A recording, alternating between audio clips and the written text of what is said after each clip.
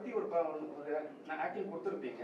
இதுல ஏதாவது ஸ்பெஷல் வச்சிருக்கீங்களா இந்த படத்துல? இதுல அந்த மாதிரியான ஒரு ஸ்கோப்போ இல்ல பெர்ஃபார்மன்ஸ் டிமாண்ட் அப்படி கேட்கல. பட் என்னன்னா படம் முழுக்க இவங்க சொன்ன மாதிரி ஷாமோட ஷோல்டர்ல இந்த படத்தை கேரி பண்ற அளவுக்கு அந்த ஸ்க்ரீன் பே இருந்தது.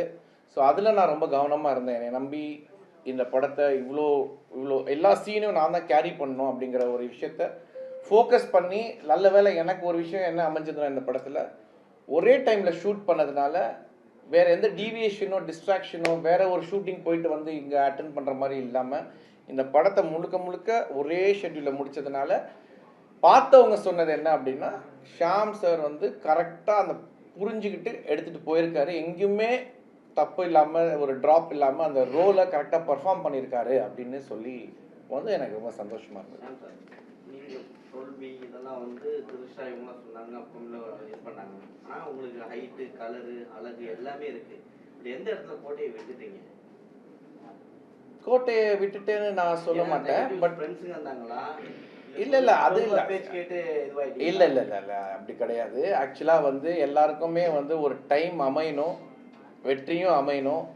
இப்போ நான் வந்து சினிமாவுக்கு வரும்போது நான் பெரிய ஒரு ஜேர்னிலாம் நான் க்ராஸ் பண்ணல. ஒரு 3 இயர்ஸாக ட்ரை பண்ணேன், ஒரு பெரிய சந்தர்ப்பம் கிடைச்சது. இப்போவும் வந்து 12B படங்கிறது வந்து எனக்கு மிகப்பெரிய ஒரு டெபியூ வெஹிக்கிள் தான் அது.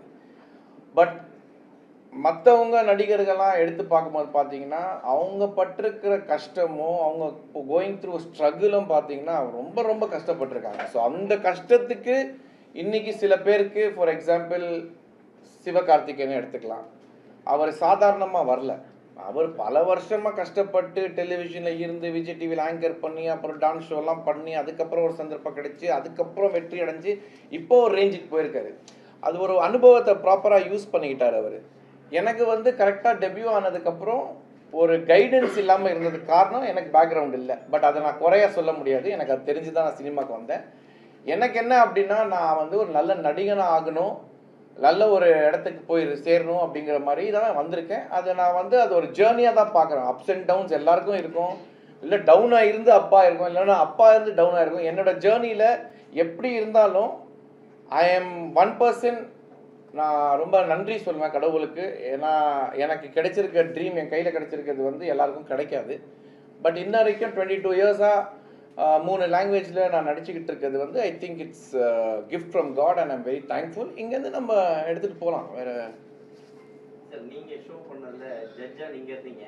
அது கீழே வந்து கண்டிஷனாக இவர் சிவகார்த்திகாரு, இன்னைக்கு சிவகார்த்திகன் அங்கே இருக்காரு. இதை எப்படி பார்க்குறீங்க?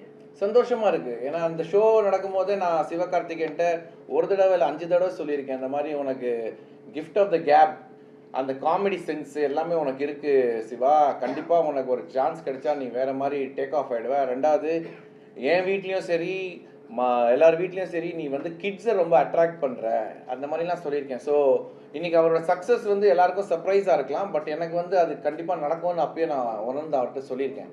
அவரே என்னை இப்போ பார்க்கும் போதெல்லாம் வந்து பார்த்து பேசும்போது சொல்லுவார், சார் அன்றைக்கே சொன்னீங்க சார், இந்த கிஃப்ட் ஆஃப் த கேப்பு மக்களுக்கெல்லாம் பிடிச்சிருக்குன்னு, அது இப்போது நடந்துகிட்டு இருக்கு சார், தேங்க்யூ சார். அதெல்லாம் வந்து சக்ஸஸ் வந்து it is like how you take it. நம்ம எப்படி எடுத்துக்கிறோம். நான் வந்து குஷியில் ஒரு ஃப்ரேமில் நடிச்சிருந்தேன் விஜய் அண்ணாவோட. கட் பண்ணால் நான் அப்போது 2 வருஷத்துக்கு அப்புறம் ஹீரோ ஆகினேன். அதெல்லாம் எனக்கு வந்து ஒரு சந்தோஷமான ஒரு பீரியடாக இருந்தது. இப்போது சிவகார்த்திகேயன் அந்த மாதிரி பண்ணுறாரு. பட் நான் எப்படி பார்க்குறேன்னா, கம்பேரிசன் பண்ணாமல் நீ உன் வாழ்க்கையில் நீ சந்தோஷமாக இருக்கியா, நிம்மதியாக இருக்கியா, நீ பண்ணுறதுல சந்தோஷம் கிடைக்குதா, ஜஸ்டிஃபை பண்ணுறியா, சினிமாவை வந்து நேசிக்கிறியா அப்படிங்கிறத தான் நான் பார்த்துட்ருக்கேன். அந்த வகையில் எனக்கு சினிமா இது வரைக்கும் எனக்கு கொடுத்துருக்கிறதுல எனக்கு ரொம்ப சந்தோஷம். ஸ்ட்ரகிள், ஃபைட், பேட்டில் எல்லாருக்கும் இருக்குது. அது மாதிரி நானும் அதை பாசிட்டிவாக எடுத்து போயிட்டுருக்கேன். அவ்வளோதான்.